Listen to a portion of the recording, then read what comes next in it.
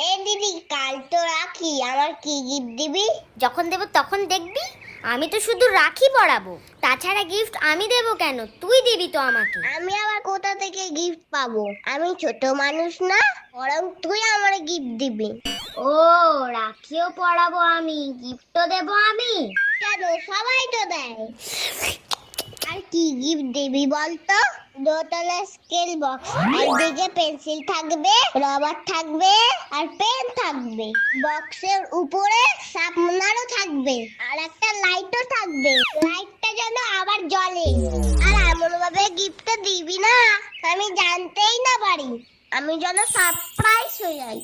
হ্যাঁ, এ কি আবার সারপ্রাইজ? শোন, এই রাখিটা বেঁধে দিয়েছি, খুলবি না, এতে অনেক শক্তি আছে। তাহলে কি আমি শক্তিমান হয়ে গেছি? হ্যাঁ, এবার তুই আমার গিফটটা দে তো। আচ্ছা, দাঁড়া দাঁড়া, হাত পাত। এটা আবার কোনো গিফট হলো?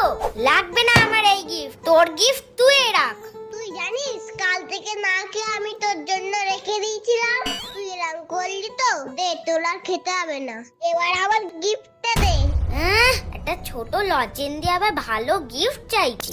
এই গিফটটা আমার, আমি আর তোর দেব না। তুই তোর পছন্দের লজেন খাগে যা। না, তুই আমার জন্য এনেছিস, আমাকেই দিবি। না, আমি দেব না, এটা আমি পছন্দ করেছি, এটা আমার গিফট। দিবি না মানে? দেখবি দেখবি